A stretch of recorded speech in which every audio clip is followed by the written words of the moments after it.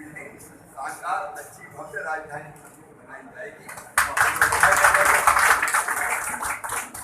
और बाकी भी कई समस्याएं अब तिवारी जी ने बताया कि पुस्तकालय और पता था ना भैया किताबें तो नहीं आती रहती, नए वर्जन छपते रहते। मैं मानता हूँ कि अपने अधिवक्ता मित्रों को कई तरह के सहयोग की आवश्यकता होती है। मैं ये भी जानता हूँ नए अधिवक्ता आते हैं और अपनी कठिनाइयों का सामना करना पड़ता है। एक बार जम गई प्रैक्टिस तब तो कोई बात नहीं, नाम से लोग चले आते हैं। जब तक ना जमे तब तक जिंदगी में कितना संघर्ष ज्यादा नहीं होता। आप लोग अपना स्थान बना पाते और जब अधिवक्ता पंचायत में तय करना कि पहली बार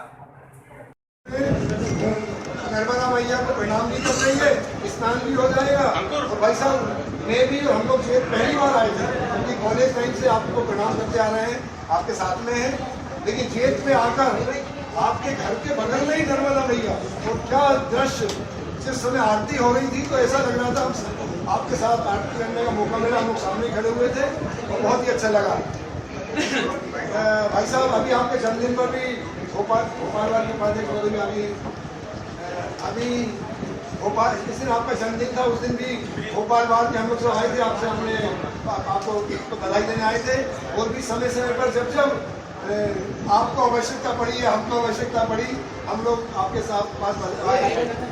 मैं भाई साहब लास्ट टाइम आपसे निवेदन किया था कि आप, क्योंकि आज तो आपका जैसे ये कार्यक्रम 2 मिनट का समय मिला हमने होली मिलन आपके जन्मदिन पर हमने प्रार्थना की थी कि आप होली मिलन के कार्यक्रम में आ जाएं, तो आपने कहा था मैं देख लेता हूँ, तो जम नहीं पाया था। फिर भाई साहब हमने कोशिश की कि ये नववर्ष मिलन, ये हिंदू नववर्ष, ये हम लोग भोपाल जितने भी कार्यक्रम मनाती है उसको भाई साहब हिंदू नववर्ष भी भोपाल में मनाया जाता है। 3 दिसंबर 2006 से नहीं आए भोपाल बार से, लेकिन आए थे 3 दिसंबर 2006 को पूरी घोषणाएं कर गए।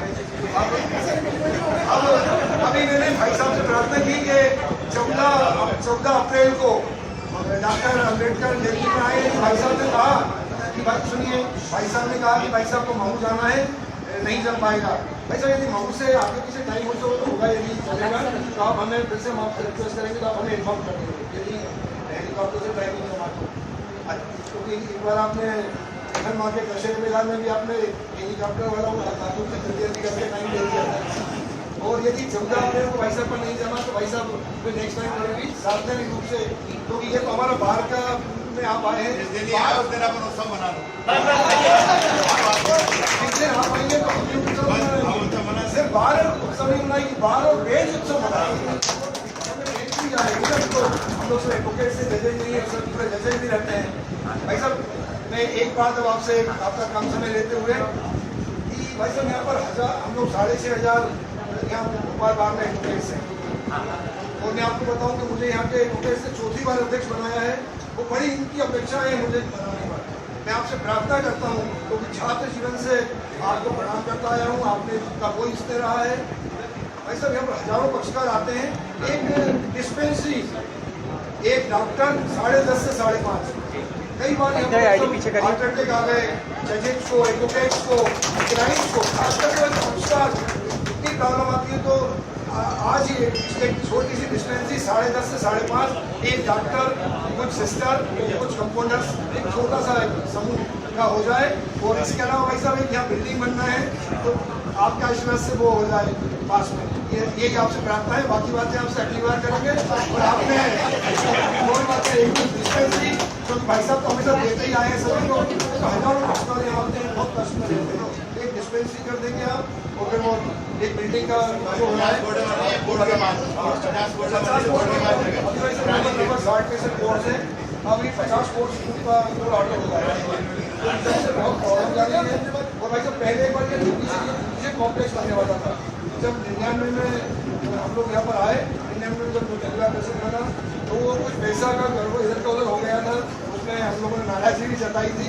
तो वो आज तक परेशानी हो रही है। पीछे कॉम्प्लेक्स यदि ये बनता 1 ग्राउंड +9 तो आज वो प्रॉब्लम नहीं जाती जो आज आ रही। 50 कोर्स का ऑर्डर हुआ है।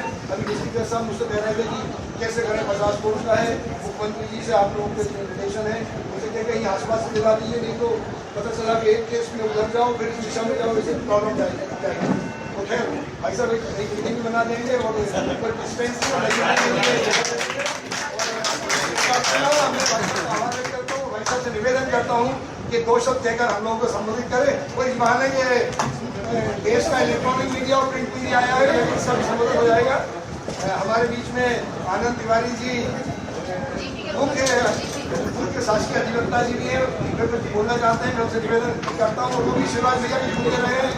आगे देख वाले आनंद तिवारी हमारे बीच बातचीत भी उनके आग्रह की बड़ी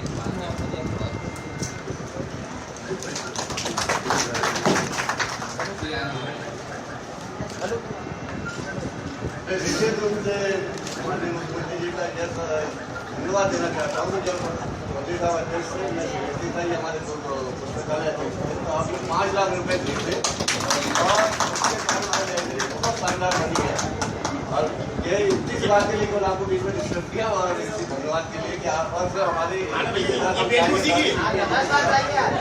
एजीपी के साथ बता हमारे टाइम में 5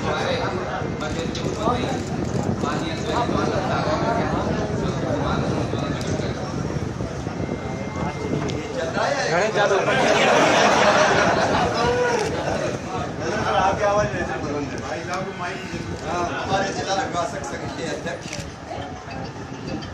और प्रारंभ से जुझारू छात्र नेता रहे मेरे छोटे स्नेही भाई राजेश व्यास जी, आदरणीय चौधरी साहब, अरे पंती सर, उपाध्यक्ष सपना जी, कोठारी जी, तिवारी जी, सभी वरिष्ठगण पदाधिकारी और मेरे प्रिय बहनों और भाइयों, मेरे हृदय से नहीं निकल। आज मैं आपके बीच आके बहुत प्रसन्न हूँ। आया आज दूसरे काम से था कि भाई राजेश ने कहा कि 5 मिनट चाय पी लें। मैं आग्रह कैसे टाल सकता, लेकिन आज का कार्यक्रम नहीं है।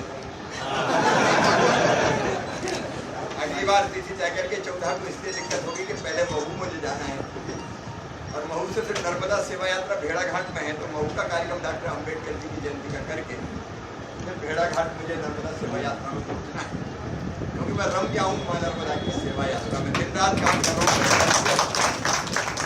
सरकारी काम का भी नुकसान नहीं होने देता, लेकिन दौड़ के फिर वहाँ भी पहुँचता हूँ। आज भी गौरव से जाऊँगा, अभी बल्लभ भवन में बैठ के मीटिंग सारे काम निपटाऊंगा और शाम को फिर 5 बजे निकल जाऊँगा।